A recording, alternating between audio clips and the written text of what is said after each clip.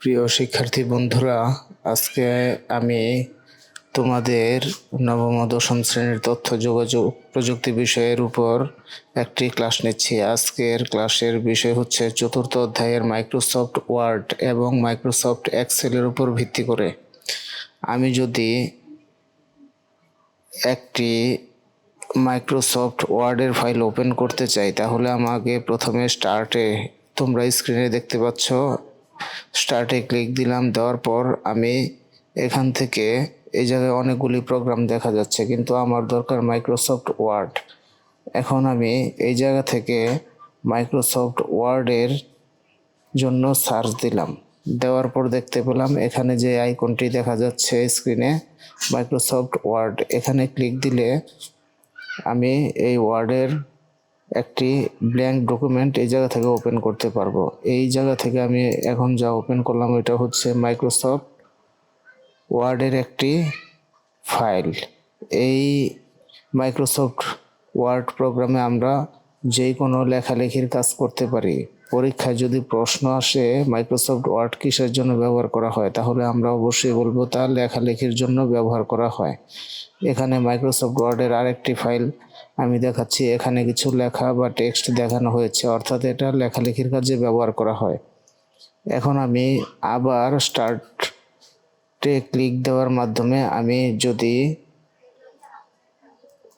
Office type করি, তাহলে Microsoft অফিসের যে আন্ডারে যে প্রোগ্রামগুলি রয়েছে, একটা রয়েছে ওয়ার্ড, তারপর রয়েছে এক্সেল, আর এই আইকনটি হচ্ছে পাওয়ার পয়েন্টের। এ সম্পর্কে আমরা পরবর্তীতে ক্লাস নিব।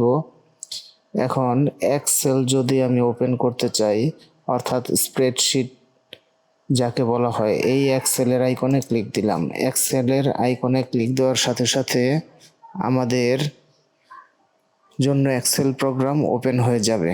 এখন এই হচ্ছে এক্সেল প্রোগ্রাম। এখানে আমি ক্লাসে বলেছিলাম এই এ বি সি উপর থেকে নিচে যে কলামগুলি রয়েছে, এই কলামগুলিকে A B C D E F G H এইভাবে এইগুলিকে কলাম বলা হয়। এ বি সি ডি দ্বারা কলামকে প্রকাশ করা হয়, আর বাম পাশের বা থেকে ডানে পাশাপাশি, এই বা থেকে ডানে পাশাপাশি যে ঘরগুলি চলে গিয়েছে এই পাশাপাশি, তাকে বলা হয় রো বা সারি।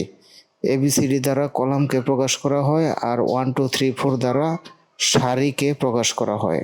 আর মাইক্রোসফট এক্সেল আমাদের কাজে লাগে হিসাব নিকাশের জন্য। এখানে আমি একটি ছোটোখাটো হিসাব করে দেখেছি, যেমন 1200 এবং 600 যদি আমরা যোগ করি কত হয়, সাম 1800। এখানে এই সূত্রটি দেখানো হয়েছে এইবারে। আর আমি বলেছিলাম প্রত্যেকটি ঘর হচ্ছে এক একটি সেল, এই সেলের এক একটি অ্যাড্রেস রয়েছে।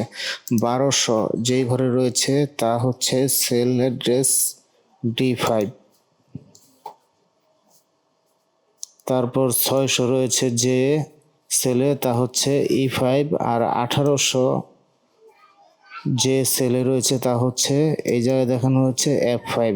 F হচ্ছে কলাম আর 5 হচ্ছে সারি, এই হচ্ছে F5। আমরা এখন মাইক্রোসফট ওয়ার্ড এবং মাইক্রোসফট এক্সেলের উপর পূর্বে একটি ভিডিও তৈরি করেছিলাম। ওই ভিডিওতে এই মাইক্রোসফট এক্সেলের হিসাব নিকাশ এবং এই মাইক্রোসফট ওয়ার্ডের লেখালেখি নিয়ে আমরা পূর্বে একটি ভিডিও তৈরি করেছি। ওই ভিডিওতে কিছু গুরুত্বপূর্ণ প্রশ্ন উত্তর দেখানো হয়েছে। আমি এই প্রশ্ন উত্তরের যে ভিডিওটি, তার লিঙ্ক ডেসক্রিপশনে এবং আই বাটনে দিয়ে দিচ্ছি, তোমাদের দেখার জন্য অনুরোধ রইল। আশা করি এই অধ্যায়ের গুরুত্বপূর্ণ যত প্রশ্নের উত্তর তোমরা ওই জায়গায় পেয়ে যাবে। সকলকে ধন্যবাদ জানিয়ে আজকের ক্লাসটি এখানেই শেষ করছি।